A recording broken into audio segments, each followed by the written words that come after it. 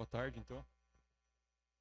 Sejam bem-vindos aí. Pra quem ainda não consegui cruzar com alguém na palestra, meu nome é Israel. Eu trabalho na IBB, sou desenvolvedor de software hoje. Já fiz algumas funções lá, já trabalhei como DBA remoto, como suporte, engenheiro de suporte, e agora estou trabalhando na parte de desenvolvimento de produto. Então, as ferramentas que eu mais mexi ao longo dos últimos anos aí foram Barman e Patrone, e hoje eu estou trazendo essa apresentação sobre Patrone aqui para vocês. A ideia é puxar desde o básico assim, até a parte um pouco mais avançada do Patrone, então o conteúdo está um pouco denso. Eu vou pedir que, se a gente tenha perguntas sobre a palestra, que a gente reserve um tempo ali no final da palestra, que a gente tira qualquer dúvida que vocês tiverem aí. E se precisar também, estamos nos corredores, né? Então, começar aqui, né? Eu sempre gosto de começar a palestra pensando em qual que é a motivação por trás dela, né? O que traz esse tema para gente. Então, para poder falar sobre alta disponibilidade, a gente tem que pensar primeiro, né? O que é, qual que é o conceito que está envolvido atrás disso. Então, o principal é o downtime, né? Que é o teu custo que você tem relacionado a isso, de você ter um serviço que está indisponível. Então, imagine que você é uma empresa que fornece, por exemplo, serviço bancário. E você tem um serviço teu lá que cai. Então, a galera não consegue abrir a conta deles, não consegue pagar as pessoas, não consegue receber dinheiro. Então, esse teu serviço bancário ficando indisponível, você tem um impacto enorme no teu negócio, né? Imagine uma Caixa Econômica Federal, um Banco do Brasil parado, o pessoal tentando acessar e fazer transação e não consegue. É milhões de reais indo por minuto fora ali, porque o teu serviço não está funcionando. Então, o segundo ponto que eu coloco ali é até a questão da perda de confiança do cliente, né? Você se colocando como usuário desse serviço. Se você entra lá num serviço bancário, puxando nesse exemplo também, e você tenta executar alguma coisa, você recebe aquelas mensagens de não foi possível, tenta novamente mais tarde, você começa a perder confiança naquela aplicação, né? Você, às vezes tem até a tendência de acabar migrando para algum concorrente. E um terceiro ponto que eu trago também é uma possível perda de dados, né? Isso é uma coisa que pode acontecer, dependendo de como que esse serviço está arquitetado para funcionar. Imagine que ele não está preparado para um banco de dados indisponível, por exemplo, e você começa a receber um monte de requisição.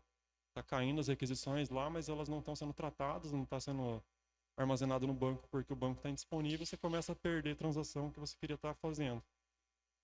Então, pensando nisso agora, né, qual que é o conceito de disponibilidade nesse sentido? É uma medida de quão acessível o teu sistema está ao longo do tempo. Então, vocês já devem ter visto em algum contrato de prestação de serviço, por exemplo, sei lá, o pessoal que fornece infrastructure as a code, aí uma Amazon da vida, se você for pegar o contrato deles, vai ter lá. A gente promete para você, por exemplo, 99,9% de disponibilidade do sistema. Então, se você for transmitir isso, como é que ele funciona na prática, você pega ali isso em função do tempo no ano. Digamos que o ano tem lá 365 dias e uma empresa te promete 99,9% de disponibilidade, quer dizer que aquele sistema só não vai estar acessível ali por no máximo 8,76 horas durante um ano inteiro. Mas aí você pode se perguntar, né? Como é que você vai garantir uma alta disponibilidade dessa se você não tiver processos automáticos que estão por trás? Se o teu banco cai e você depende de um DBA acordar no meio da madrugada, ter que levantar, ver o que está acontecendo e tentar levantar o serviço, você vai acabar perdendo muito tempo. Você não vai conseguir garantir esses tipos de números, se você promete isso, né? Então, com essa base montada, eu queria agora trazer um pouco para vocês a questão de fundamentos de alta disponibilidade mesmo e trazer isso para dentro do contexto do Postgres. Então, o que a gente chama de HA, ele não é uma coisa específica só para banco de dados, você pode ter HA em diversos cenários, e aí a minha ideia é explicar aqui como é que isso funciona e trazer para dentro do contexto do Postgres em como é que ele se aplica ali. Então, para você ter um sistema altamente disponível, você tem que ter três pilares nele funcionando. O primeiro, redundância. Então, a ideia aqui é que se você tem um componente, você duplica ele, você tem uma redundância de componente na tua arquitetura, de forma que se o teu componente principal falha, você tem que ter algum que tem que assumir o serviço dele. E aí no Postgres a gente faz isso através da cópia de dados. Então tem um protocolo ali que é chamado de Stream Replication, que a gente usa literalmente copiar os dados. Então, tudo que está acontecendo aqui numa instância, você copia para uma secundária. Aí o segundo ponto ali é monitoramento, né, que a gente chama de health check nesse contexto de HA. Você tem a redundância, mas você precisa também monitorar elas para saber se a tua primária está com falha ou não, se ela está saudável ou não está. E da mesma forma, você tem que monitorar as tuas secundárias para saber se elas estão rodando ok ou se não estão. E daí no Postgres ali, né, a gente chama isso de você estar verificando a saúde do teu primary, que é teu nodo de leitura e escrita, e a saúde das tuas réplicas, que são teus nodos que replicam do primary. E aí o terceiro ponto para fechar é que você precisa de uma rotina de failover automático. Então, se você tem um componente principal que está lá recebendo, por exemplo, no Postgres, as suas escritas, e ele falha, sei lá, pegou fogo no teu data center, ou chegou uma pessoa e desligou a máquina por qualquer motivo, você precisa ter uma rotina que automaticamente vai detectar isso que teve a falha e vai direcionar o tráfego para outro lugar. Então, no Postgres, a gente consegue esse objetivo promovendo uma réplica. Então, se teu primary sumiu, você promove uma réplica ao novo primary. Aí, aqui eu só botei um desenho, né, pra galera que às vezes é mais visual, para pensar nisso realmente como pilar, porque se uma dessas três coisas não funciona, a tua alta disponibilidade cai por terra. Então, se você não tem um componente redundante, não adianta nada você monitorar as tuas instâncias, porque você não vai ter como fazer um failover, você não tem alguma coisa que vai poder fazer uma reposição. E aí, no outro sentido, se você tem o teu primary, teu standby, mas você não monitora eles, você não vai saber quando teve uma falha com o teu primary, então não adianta nada você ter uma rotina programada para fazer a troca, ter o componente para trocar, mas não saber quando tem alguma coisa errada. E aí o terceiro ponto também é a rotina de failover. Se você não tem uma rotina de failover, não adianta nada você ter o primary, o standby, saber que tem alguma coisa acontecendo errado, mas não ter um processo para fazer essa transição. Então, pensando aqui no Postgres agora, como é que você pode setar essa alta disponibilidade, né? A principal ferramenta que ele te disponibiliza é o Physical Stream Replication. Então, como é que esse carinha funciona? Você tem teu primary, lá onde a tua aplicação está escrevendo. Tudo que está acontecendo naquele teu primary, ele está registrando num log de transação, que é representado pelos arquivos WAL, ali, teu write-ahead log. E a ideia é que você manda esses registros para tuas réplicas, elas vão ler esses registros e aplicar tudo que o primer está fazendo na réplica. E aí essa replicação aqui ela acontece de forma física. Então, se você fez uma transação no teu primary lá e o resultado para aquilo, para o Postgres poder representar aquilo foi entrar no arquivo Z, numa página Y, escrever o conteúdo X, é isso que a réplica vai fazer exatamente. Ela não está nem aí com o que está acontecendo no primary em sentido lógico. Ela vai replicar as alterações físicas lá nos arquivos. E aí, essa replicação ela pode acontecer de duas formas. Então, por padrão, ela é assíncrona. O que isso significa? O teu primary está escrevendo, você tem um standby que está replicando, mas isso não vai acontecer ao mesmo tempo dos dois lados. Vamos dizer, a tua aplicação escreve no primary, ele já vai, no que a tua aplicação faz o commit, ele já retorna o controle para a tua aplicação, e aí ele cria esse log de transação que ele está escrevendo, e aí dependendo da latência que você tem na rede, ou enfim, do load que você está na tua máquina, pode ser que o teu standby não esteja na mesma posição. Então, o teu primary está escrevendo aqui e o teu standby está replicando aqui, por causa desse lag que pode ter no meio. Então, nesse caso, você tem uma maior performance, porque a tua aplicação só espera pela resposta do primary para continuar escrevendo, mas você pode ter um risco de dados, aí, de perder teus dados nesse meio, porque se o teu primary está aqui, a tua réplica está aqui, e ele morre e você faz a reposição, você perde toda essa fila que está aqui no meio de transações que foram feitas. E aí, a contrapartida disso é a replicação síncrona, onde você pode configurar as suas réplicas como síncronas ao primary. Então, nesse cenário, o que acontece? A tua aplicação faz a transação dela, faz o commit.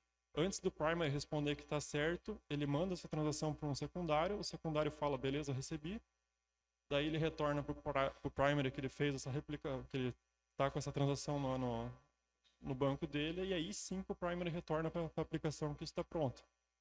Então, nesse caso, você tem uma maior consistência dos dados, porque você vai estar o teu primary vai estar num ponto e você vai ter uma cópia exata naquele ponto também, mas você tem um impacto na latência da tua aplicação, porque ela tem que esperar agora por 2 nodos para responder que aquela transação está feita. Aí eu até coloco um link aqui, né, para quem quer ver um pouco mais sobre Stream Replication, se tiver um pouco mais de curiosidade. Mas o que eu queria colocar aqui é que o Postgres está te fornecendo as ferramentas, né? Mas ele nunca vai decidir quando que um standby tem que ser promovido na tua arquitetura ali. Então essa decisão cabe ao DBA que está administrando esse cluster. Então, agora vamos pensar, né? A gente tem essa ferramenta, como é que a gente pode fazer um failover na prática ali? Então, digamos que você tem o teu sistema de monitoramento, ele está verificando a saúde lá dos teus nodos. E aí ele detecta que o primary sumiu lá, seja por qualquer motivo. Pegou fogo no primary ou alguém apertou o dedo lá no botão de desligar a máquina, qualquer que seja o motivo, ele detectou que o primary já era. Aí você tem que conectar nos teus standbys, ver qual deles que está mais atualizado com a posição que o primary estava quando ele estava ativo. Uma vez que você escolhe o standby que você quer promover a novo primary, você consegue promover. Esses são os dois meios que a gente tem. Você pode rodar um pdctl promote na tua instância standby, ou se você tiver uma sessão dentro do Postgres, você pode rodar um select pd promote nela. E aí o que ele vai fazer nesse momento é criar uma nova linha do tempo. Então imagina que o teu primary estava escrevendo aqui numa linha 1, naquele momento que o teu standby que estava replicando dele estava nessa linha 1 também, ele sobe e começa a escrever numa linha paralela. É realmente como se tivesse duas histórias paralelas do teu cluster ali. E aí, com o failover feito, você tem que reconfigurar os teus standbys para eles poderem replicar do novo primary e também reconfigurar a tua aplicação para que ela possa usar o novo primary. Então, agora está num endereço diferente para poder fazer a escrita. E aqui, daí, pensando num cenário onde você não perdeu o teu primary antigo, sei lá, ele só foi desligado ou teve um problema de rede e ele volta para o teu cluster. Se você quiser aproveitar ele, você pode fazer o que a gente chama de um rejoin. Então, o teu primer antigo ele vai ser reconfigurado para replicar do novo primer que foi promovido. E aí você pode ter cenários diferentes. Digamos que o teu standby que foi promovido, ele estava na mesma posição da LSN, que é a transação dele, ele já replicou ali na wall. Você pode simplesmente reconfigurar teu primer o teu primer antigo para ele seguir esse novo primer. Então você vai alterar lá a configuração, colocar um primer com link e apontar para ele. Agora, o segundo caso ali, digamos que você estava escrevendo e tinha uma latência ali entre a posição da LSN do primary e a posição da LSN do standby. Então, quando o teu standby foi promovido, teve transações que ele perdeu por causa desse lag. Você pode recorrer ao pd-remind, que o pd-remind é uma ferramenta que ele serve para trazer um nodo para o passado, vamos dizer. Então, se você colocar aqui no exemplo, o teu primary estava escrevendo aqui nessa posição, você tinha um standby que estava aqui quando ele foi promovido, então ele criou uma nova linha do tempo e está escrevendo aqui. E se você quiser fazer esse primary e voltar para cá, você consegue executar um pd rewind para fazer ele voltar no tempo e poder resumir a replicação do lugar que o novo primary está escrevendo. E aí um terceiro caso é que nada funcionou, você vai ter que recriar teu primary como standby. Então você vai remover teu diretório de dados e vai criar com um novo backup ele de volta e reconfigurar para seguir um novo primary. Então, é um processo complicado, né? Tem várias etapas, tem checagens que você tem que fazer. Agora imagine você lá na tua transação, você é funcionário de um banco, 3 horas da manhã, teu gerente te liga, pô, caiu o banco aqui, o que a gente faz? A gente tá perdendo, sei lá, quantos milhões por minuto que esse negócio tá parado. Aí você tem que fazer todo aquele processo, identificar, decidir, fazer tudo isso no meio da pressão. É aí que os erros acontecem, né? Você vai ter é um processo lento que você vai ter que estar checando e a propensão ao erro humano porque você está ali tipo, fazendo aquilo na pressão, né? E aí um dos riscos que a gente tem nesse processo também é de você fazer um split brain. Então você estava lá com o teu primary, digamos que ele caiu, ele desligou só, e você não sabia o que estava acontecendo, você só foi correndo promover um standby para o novo primary, e em algum momento o teu primary antigo ele é bootado de novo, ele entra de novo na rede. Você está lá com dois primaries que estão escrevendo em linhas do tempo diferentes, e você pode ter as outras aplicações apontando para lugares diferentes também. Você começa a chegar numa situação que você não consegue saber qual que é o nodo que é confiável para a escrita. Então, aí uma motivação para sair disso, né? Como é que você pode sair disso? Utilizando uma ferramenta que cuida disso para você, que é o Patrone. Então, o que é o Patrone? É uma ferramenta que está no ecossistema Postgres. Ele é utilizado para HA, mas ele também tem outras funcionalidades, como o próprio gerenciamento do cluster. Se você quiser facilitar operações no teu cluster, ferramenta open source. Quem quer ler o código, quem quer contribuir, está ali disponível. Linguagem no Python 3. E eu coloco 2 links aqui que, para quem quer ver o código, está no GitHub. E quem quer ver a documentação, está no Read the Docs ali. Então, qual que é o papel dele nesse processo? Né? Ele automatiza todo esse processo de failover para você. Então, você não tem que se preocupar com isso. Ele vai identificar os problemas e eleger um novo primary para você. Ele também automatiza a questão de bootstrap, então se você quer criar os teus clusters, criar os nodos, ele vai fazer isso de forma transparente para você, rodando em initdb lá com os parâmetros que você passar, ou pedir base backup para criar suas réplicas também. Esse processo aqui é customizável, né? Você não precisa necessariamente usar diretamente o initdb. Se você quiser escrever um script que faz um monte de coisa, você consegue configurar lá um bootstrap customizável. E além disso, ele também expõe facilidades para você operar teu cluster. Então, ele tem uma API REST e ele também tem uma ferramenta de linha de comando que é chamada patrone-ctl. E com essas ferramentas, você consegue fazer uma série de operações. Então, eu quero trocar a workman do meu cluster. Você consegue fazer através do patrone-ctl. Ele conecta em todos os nodos, altera o workman e faz um reload na configuração para você. Aí, ou se você quer fazer um switchover, então você quer fazer uma coisa programada. Não é uma rotina de falha onde você substitui o primary pelo standby, mas que você troca as roles dele. Então, eu tenho meu primary no A, minha réplica no B, e eu quero inverter essa role deles entre eles. Você pode executar switchover através do patrone também. E aí outras facilidades, né? Quero restartar o cluster lá, um determinado nodo, ele também faz. Ou se você quer tirar o patrone do controle um pouco para você poder fazer alguma coisa por fora do patrone, ele também tem essas facilidades para você. Então, se a gente for fazer uma analogia disso, você pode pensar no Postgres como um avião que é cheio de coisa. Você tem lá um painel cheio de reloginho e o patrone seria teu piloto automático para te ajudar a cuidar disso, né? Então, para quem entender um monte de reloginhos, você pode ter alguém que faz isso para você. Só ligar o botão automático aí. Então, agora, puxando aqui um pouco o gancho, né, para como que é uma arquitetura do patrone. O que você precisa fazer para rodar um cluster patrone. Primeiro ponto, você precisa de uma camada de DCS. Então, isso aqui é uma estrutura de configuração distribuída que você tem. É onde ele vai gravar o estado do cluster e vai usar aquele estado, aquela configuração que está lá dentro para saber as decisões que ele tem que tomar no teu cluster. Então, você pode usar várias tecnologias, tem Consul, Kubernetes, Xbyter, etcd, tem um monte, mas a mais comum que você vê nos deployments por aí é etcd. Isso aí é a tua tabela verdade, né? Ele vai gravar uma série de informações, até coloquei alguns exemplos aqui. O initialize, que ele guarda o system identifier do teu cluster, o leader, que ele grava para saber quem que é o primary atual do cluster, nos members, que ele guarda as informações de cada membro que está no teu cluster, a config, que é a tua configuração global, também está ali. Então, esse é o primeiro componente que você tem. O segundo é o Postgres, né, que é o teu banco de dados em si. Então, se você está hospedando os dados da tua aplicação. Aí o terceiro é o Patrone. Ele é um agente que roda junto na máquina do Postgres. E é ele que vai estar fazendo todo esse processo de verificar a saúde daquela instância que ele está monitorando. É ele que vai expor uma REST API para os outros nodos poderem conectar nele. E é ele que vai estar fazendo essas operações também. Que, quero fazer um switchover. É esse agente que vai cuidar desse processo. E aí, por último, o patrono.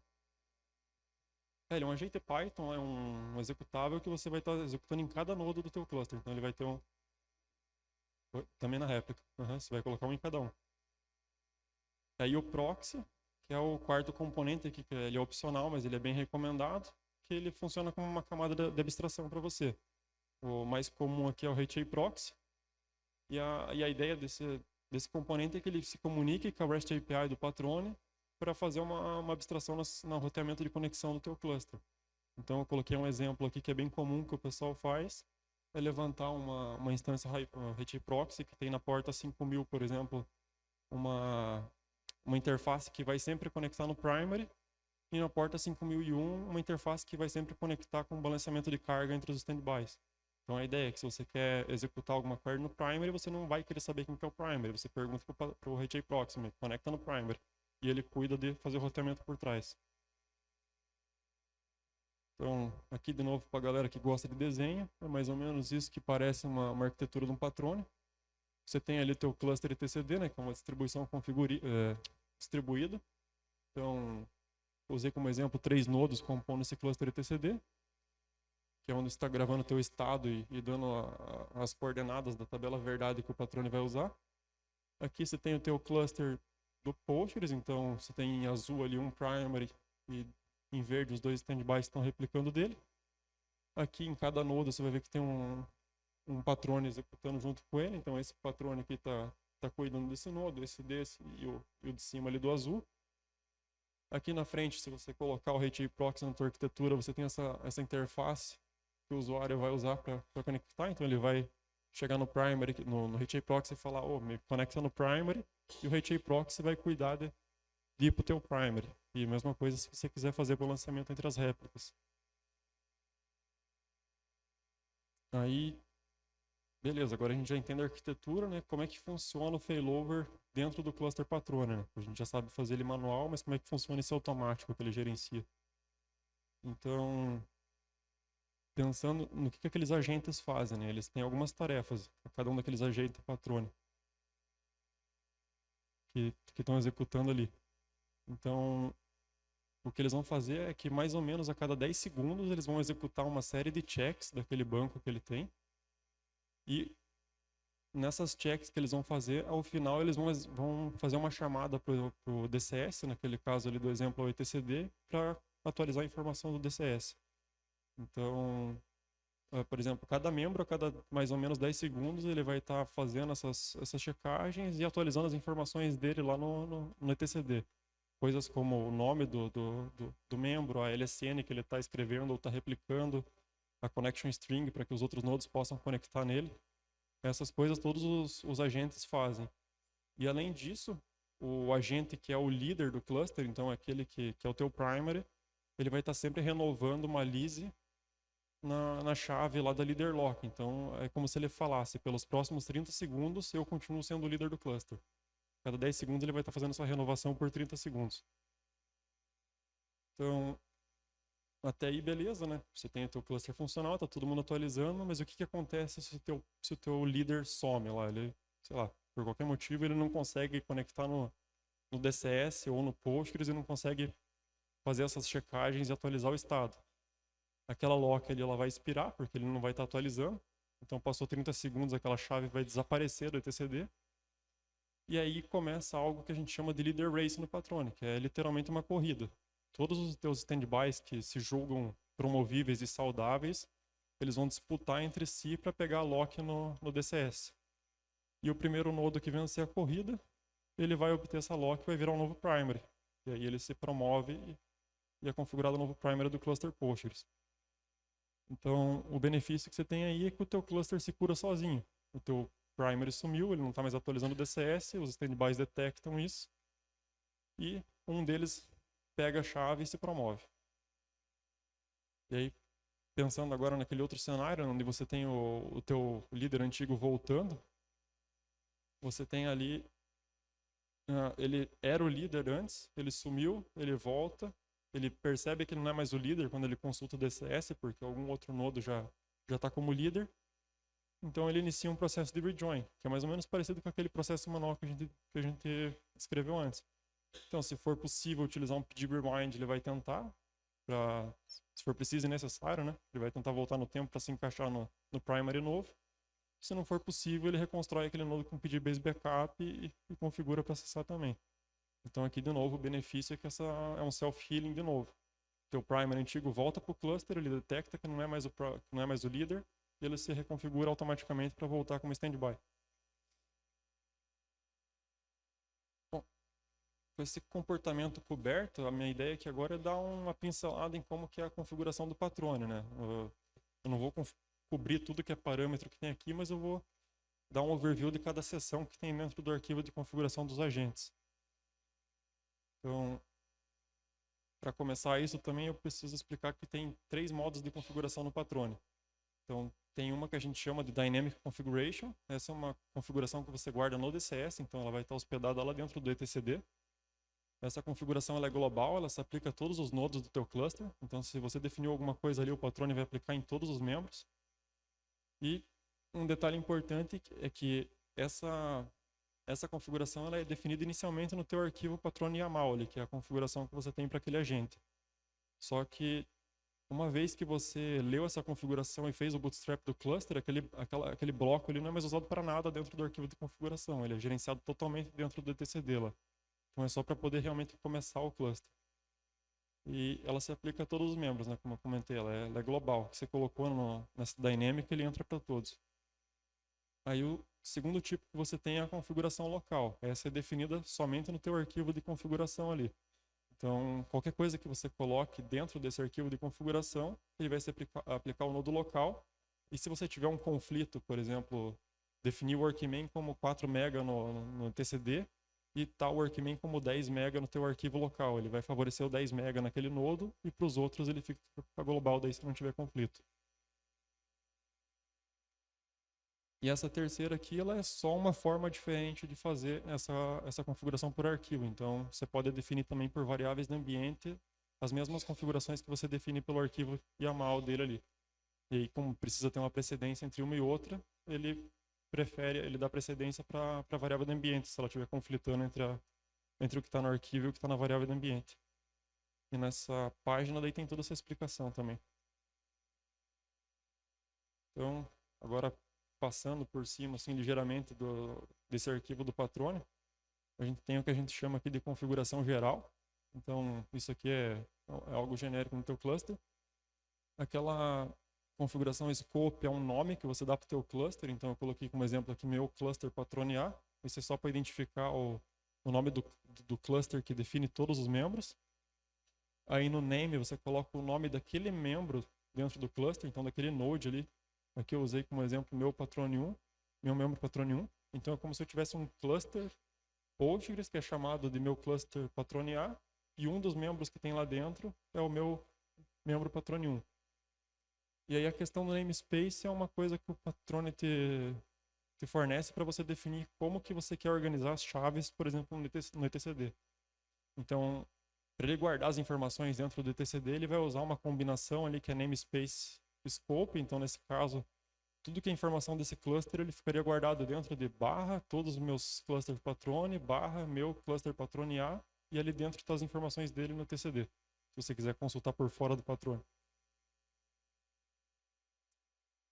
Aí, passando para a parte de log aqui, né? Trouxe só algumas chaves aqui também, mas você tem uma seção log, você pode definir o level do log que você quer que apareça na saída do agente. Por padrão, ela está em info ali, mas se você quiser aumentar, você pode jogar para debug, ou se quiser diminuir, tem outros levels ali também.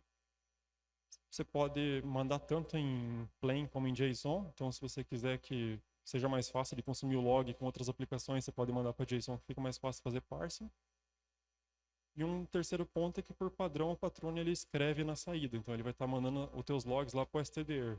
E se você quiser direcionar para o arquivo, daí você pode definir essa variável de configuração dir, que ele vai especificar onde que vai ser, em qual diretório que ele vai criar um arquivo chamado patrone log.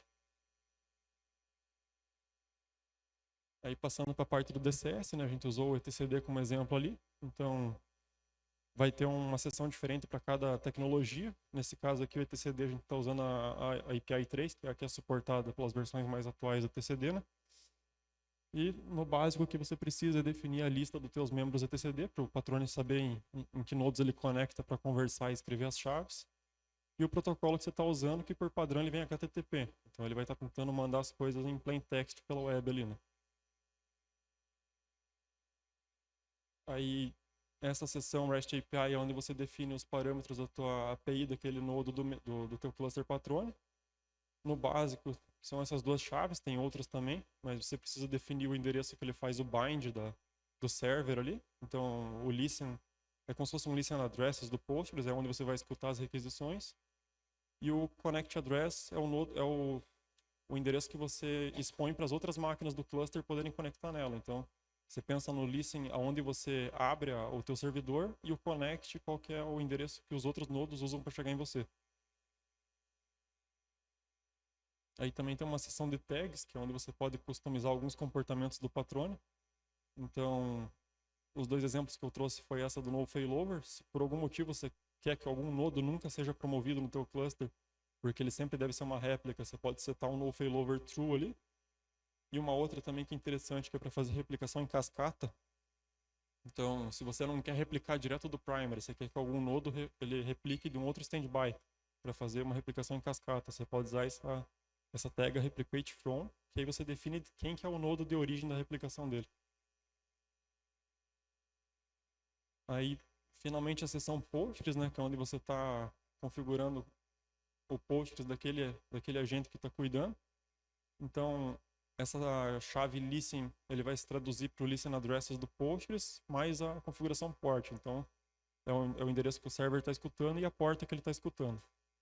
Aí, connect address é análogo ao REST API, então você vai definir qual que é o endereço da connection string dos outros nodos para chegar nesse daqui. No datadir você vai especificar o caminho onde ele vai criar o teu diretório de dados. Aqui no bindir você vai colocar qual que é o caminho onde estão os binários do Postgres, então para ele achar coisas como initdb, pgctl, essas outras aplicações. E o use pgrewind é para você habilitar, para você controlar se você quer que ele tente fazer rewind no teu cluster ou não, se ele parte direto com o pgbase backup para reconstruir. Aí, ainda dentro dessa seção Postgres, você também tem as credenciais para acessar teu cluster. Então, dois exemplos que a gente tem ali dentro são a seção Super User e a seção Replication. Nesse caso, ele está usando conexão baseada em password. Então, tem um username ali do meu superusuário, tem um password dele. E para a tua conexão de replicação, no caso de ser um standby, mesma coisa. Tem o usuário e o password. Você pode configurar do jeito que você quiser. Se quiser usar certificado ou outras coisas, também é livre, dá para fazer. Aí, essas duas últimas, só para fechar aqui. Você pode controlar regras do PGHBA pelo patrone também. Então, para você não ter que ficar conectando em cada nodo para escrever o pghba.conf, você pode definir ali dentro todas as regras que você quer e o patrone cuida de escrever essas regras para você. E na parte de parâmetros, daí você também pode passar todos os parâmetros que você quer escrever no teu PostgresConf e o patrone vai fazer isso para você naqueles nodos. Aí, questão de Bootstrap, tem essa seção Bootstrap que ela só é usada quando você está criando o primeiro nodo do cluster. Então, aqui tem, por exemplo, os parâmetros de como você quer que o patrone chame o initdb para criar o primary. Nesse caso, eu coloquei para habilitar data checksums e para colocar bloqueios no C ou TF8. Você pode usar os parâmetros ali conforme você quiser. E tem uma seção DCS ali dentro do Bootstrap, que é a configuração que ele vai jogar inicialmente lá dentro do etcd. Então, quando ele for criar o namespace de chaves lá dentro do etcd, ele vai criar uma chave config lá dentro. E o que tiver aqui nesse Bootstrap DCS é o que ele vai usar para começar. Então, tem 3 parâmetros importantes aqui que eles controlam como que o patrone mexe com teus nodos, né? Como que ele faz failover e coisa do tipo. Então, o loop wait, por padrão, ele está em 10 segundos. Isso significa que quando ele finalizar uma série de checagens e atualizar o teu membro lá no DCS, ele vai esperar 10 segundos para fazer a próxima série de checagens no teu cluster. Aí o TTL é o tempo de vida da leader lock lá no teu cluster. Então, sempre que o teu patrone primário ali, que é o líder, ele vai no DCS e atualiza aquela chave, ele renova por esse tempo, que por padrão é 30 segundos. Então, ele é o líder por mais 30 segundos no cluster. E o Retry Timeout é uma setting que você usa para controlar o timeout em tentativas quando você tem que retentar uma operação. Então, digamos que você tentou ler no DCS, mas por qualquer motivo aquele agente não conseguiu conectar no etcd. Ele vai tentar de novo dali 10 segundos. Se tiver uma falha consecutiva nisso, por medida de precaução, o patrone vai demover teu primary. Então, ele vai jogar todos os teus nodes para read-only, só como precaução, porque ele não sabe o que está acontecendo e ele não tá conseguindo pegar esse estado no teu DCS. Então, é isso que essa setting ela controla no teu cluster. Aí aqui tem mais algumas que também são bem utilizadas. Essa maximum lag on failover ela aplica quando você tem replicação assíncrona. Então, por padrão, ela vem com esse número que é 1 GB. Isso significa que você tolera uma perda de dados de até 1 GB para uma promoção automática. Então, se o teu standby está tendo problema para seguir o teu primary e teu primary falha, desde que ele esteja atrasado no máximo 1 GB, ele vai fazer o failover e perder até 1 GB. Você pode controlar isso com essa setting. Synchronous Mode é para você configurar se você quer replicação assíncrona ou síncrona. Por padrão ela é assíncrona e está em off. Se você setar para on, ele vai fazer uma replicação síncrona usando Synchronous Standby Names, quando você coloca first na configuração, então ela é baseada em prioridade. E se você setar para quorum, ele vai setar o teu Synchronous Standby Names como N, para quando você fala qualquer um dos standbys que me responder, para mim tá bom. E ali, dentro dessa seção ali, você também pode colocar de novo algo bem análogo ao que tem lá na seção Postgres do arquivo YAML, que é onde você vai definir a configuração global. Então essa seção Postgres que tem ali dentro é a mesma que tem lá fora. Então, vamos passar aqui um pouco agora para a parte de operações, né? Como é que você pode mexer com o teu cluster quando você tiver ele. A coisa mais usada que tem é o patrone.ctl nesse sentido, então é uma ferramenta de linha de comando que você pode usar para fazer essas operações. Ela tem vários subcomandos. Um deles é o edit config. Isso aqui é uma facilidade que você tem para definir a tua configuração global no etcd, lá por exemplo, ou em qualquer outro DCS que você esteja usando. A ideia é que você chame patrone.ctl edit config, você altera a tua configuração e ele vai aplicar em todos os nodos do teu cluster. E ele já faz um reload automático também dos nodos. Então, se você não mexeu nada que precisa de restart ali para ter efeito, isso aqui já é o suficiente para recarregar a configuração, para trocar e recarregar em todos os nodos. Aí, como dica, né, se você não quer alterar a configuração, mas você só quer consultar a configuração global que você tem no teu cluster, você pode usar o comando show config, que ele vai no DCS, lê a chave config e mostra para você qual que é a configuração global. Aí, comando list, que é para você listar os membros do teu cluster. Então, se você só quer tirar uma lista para ver quem que são os nodes que estão no teu cluster, você pode usar isso. E um comando análogo é o topology, daí, que você pode fazer para pegar isso em uma árvore. Então, se você quer ver quem que está replicando de quem, ele monta uma representação em árvore no teu console para você ver. Aí, o comando pause ali é para você falar para o patrone que não é para ele cuidar do failover automático por um tempo. Então, vamos dizer, por exemplo, que você quer fazer uma manutenção lá no Postgres, fazer um minor upgrade, ou qualquer outra coisa que você queira que o patrone não tome ações no lodo, você pode pausar o gerenciamento de failover automático. E aí, quando você terminar e você quiser resumir, daí você tem um comando chamado patrone.ctl resume que desfaz esse pause. Aí, um outro comando que é o reload, então ele recarrega a configuração dos nodos.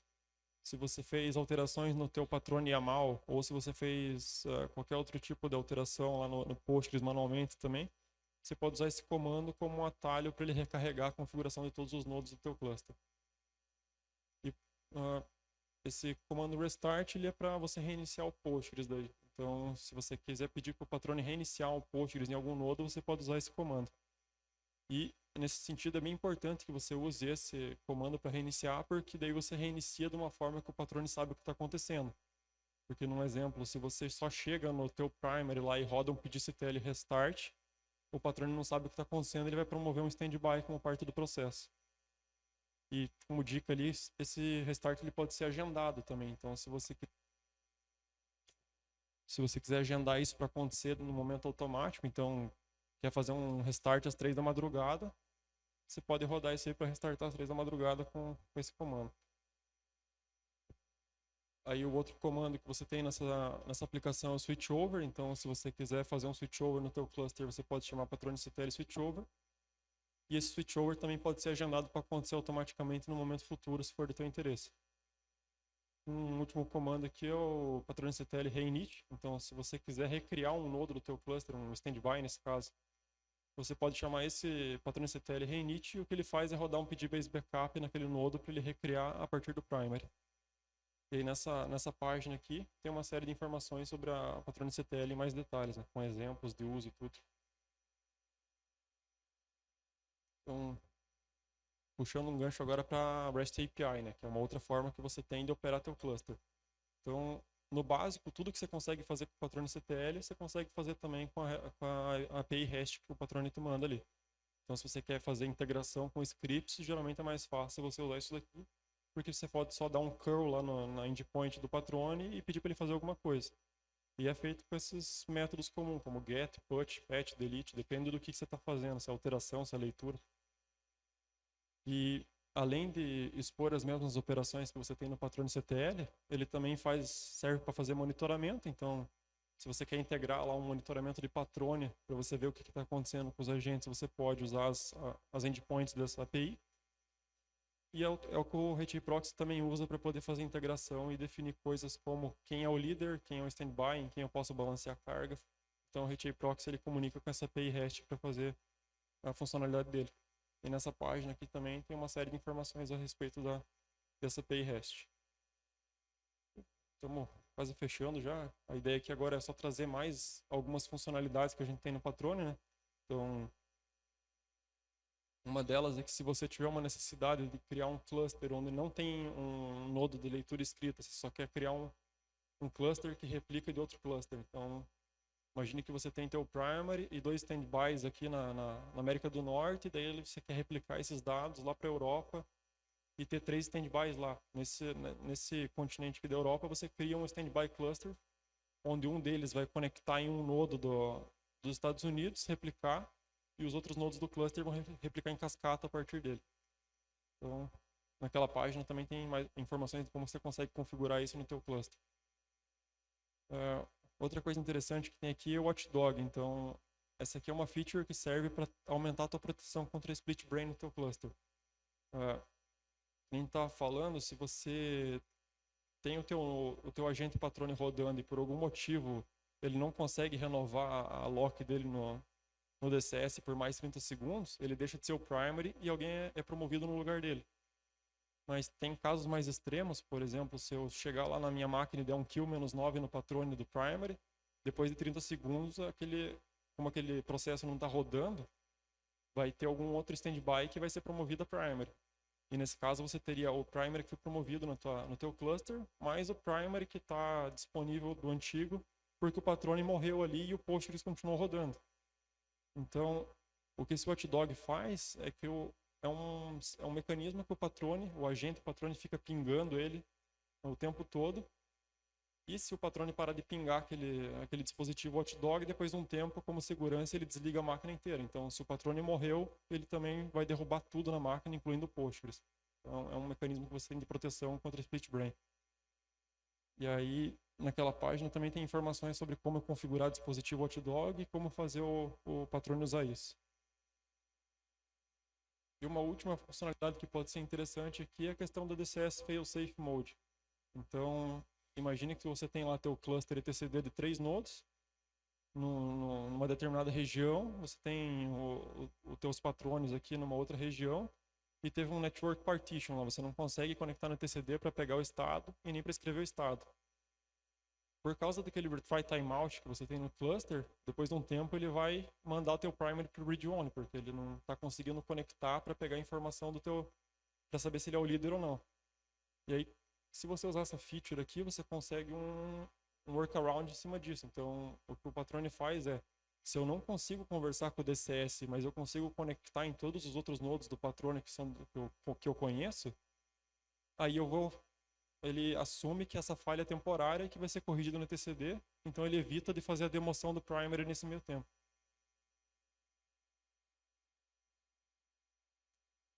Aí, só para fechar então, aqui algumas dicas mesmo, né, para manter uma arquitetura segura. Então, a gente passou ao longo da palestra ali falando a respeito de, por exemplo, de várias configurações, né, mas estava lá com as básicas, rodando etcd em HTTP, estava em alguns casos sem autenticação, inclusive. Então, se você está fazendo um deploy do teu cluster, tipo, cuida para pelo menos criptografar canais de comunicação, para a tua comunicação entre os serviços não passar sem SSL e TLS. Cuide também com a autenticação, né, para você identificar que quem está tentando conectar é realmente quem está conectando. E se você quiser ir além, quiser fazer uma coisa ainda mais robusta, dá para mexer em coisas ali no firewall para você limitar quem que acessa teus serviços, mexer no teu PGHBA para você limitar quem que acessa o teu banco. E também setar inclusive a autenticação que a gente chama de MTLS, quando você faz um mecanismo com certificado SSL TLS, que o cliente consegue autenticar o servidor e o servidor consegue autenticar o cliente. Você cria um canal de autenticação mútua. Isso aqui é uma página, né, que eu coloco aqui que é bem importante na documentação do Patrone. Essa foi uma página que eu escrevi junto com o Alexander e com a Polina, que são outros mantenedores do Patrone. A gente pegou um compilado de várias perguntas que o pessoal fez ao longo de 2 ou 3 anos ali com a gente e levantou nessa página. Então, para a galera que quer aprender o Patrone ou entender coisas que estão acontecendo, aqui tem um compilado tipo, dos mais diversos setores ali. Então, tipo, gerenciamento de Postgres, gerenciamento do etcd, como aproveitar o mesmo cluster, etcd para vários clusters Patrone. Tem, tipo, várias perguntas. É uma página bem extensa para aprendizado. E era isso que eu tinha para trazer hoje para vocês, né? Nesse QR Code que eu deixo um link, caso alguém queira baixar o PDF dessa palestra. E eu abro para pergunta aí, caso tenha alguma coisa que não ficou em aberto.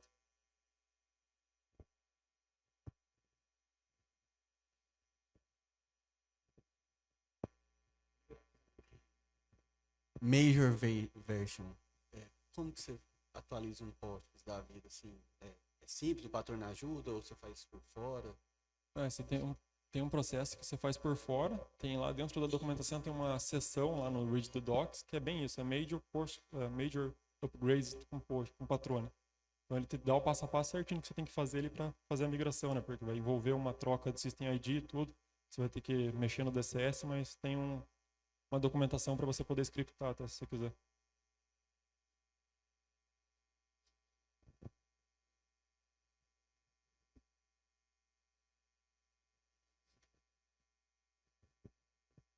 Olá, parabéns pela apresentação. Eu gostaria de saber como que você enxerga o futuro do Patrone. Olha, na minha opinião, é um projeto bem relevante ainda. Tem muita gente no hype do Kubernetes também. Então, soluções como Cloud Native. Mas eu acho que é um negócio que tem espaço para todo mundo, né? Na minha opinião, é uma das ferramentas mais resilientes, visto essa separação que ele tem com o DCS da operação. Então, você tem uma parte que controla o estado e outra que controla a operação. Na minha experiência, é uma ferramenta bem consistente para você manter o teu cluster, né?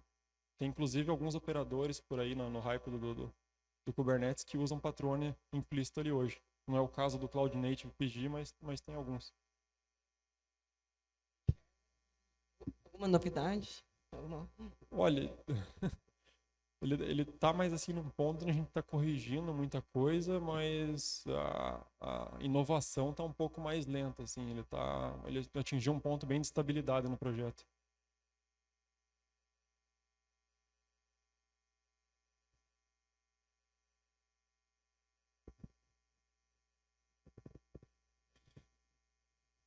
Se formos comparar com o Happy Manager, pelo que eu pude perceber, ele é mais complexo, certo? Mas porém oferece muito mais recursos, né? E muito mais automatizações, certo?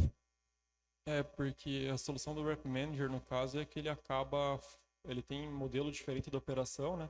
Então, se você pega um Rep Manager, por exemplo, o failover dele, ele não delega o estado para uma terceira entidade ali, que é o DCS. Ele define entre os nodos ali durante a detecção da falha, ele começa a conversar com outros nodos para tentar chegar num consenso sobre quem é o primary.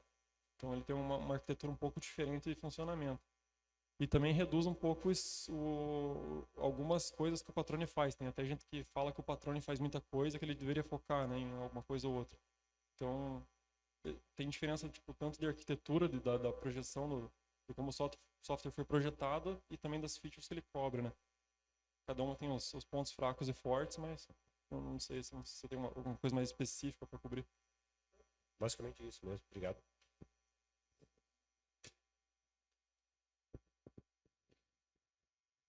Parabéns. Você mostrou uma figura que traz uma certa arquitetura, né, do Patrone, que é o relacionamento dele com o TCD, com o HProxy, e fiquei me questionando assim, onde é que entraria aí um pool de conexões, né, com o PGPool? Você pode colocar, né? Depende do que você quer fazer, mas eu já vi pessoas colocarem, por exemplo, um PG Bouncer na frente do HA Proxy aqui. Ou até mesmo pessoas que não querem usar um HA Proxy e que preferem fazer o PID Bouncer conectar direto no Postgres e ter callbacks ali no Patrone para fazer redirecionamento de tráfego, tipo um script que você dá um trigger nele quando tem uma promoção no cluster. Você vai lá e altera a configuração do PID Bouncer. Então são formas que você pode fazer, né? Você pode usar junto, ou você pode cortar o HA Proxy, fazer o pull direto no Postgres, ou até colocar o pull dele atrás do pedido do HA Proxy. É uma decisão da arquitetura dele. Sim, e assim, você trouxe dessa forma e, pelo que eu entendi bem, esses componentes, o etcd, o hproxy são intercambiáveis, né, por outras soluções, né?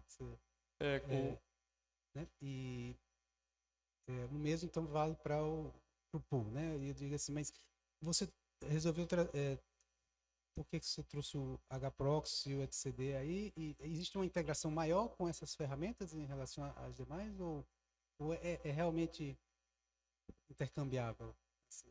É meio que uma sugestão. O Patrone hoje ele suporta, por exemplo, ali para você ter aquele cluster que provê o estado. Ele tem, pelo que eu lembro, o Consul, etcd, Kubernetes, Exhibitor, Zookeeper e tinha também uma implementação interna de Raft lá, que foi deprecada. Então são várias formas de fazer a mesma coisa. Você pode escolher a tecnologia que está por trás, né? Aqui a sugestão do etcd só porque, na minha experiência, é a que eu mais vejo fazendo deploy. É a que eu mais vejo por aí, né? Mas tem gente que gosta de Consul também, porque tem outras funcionalidades auxiliares que ele faz. Então usa o Consul pro Patrone também. Faz alguma configuração lá de serviço no Consul para servir outras coisas.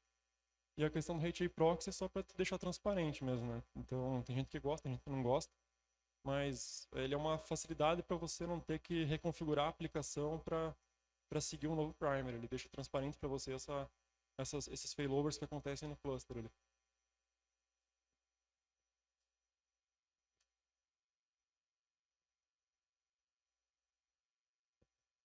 É isso então.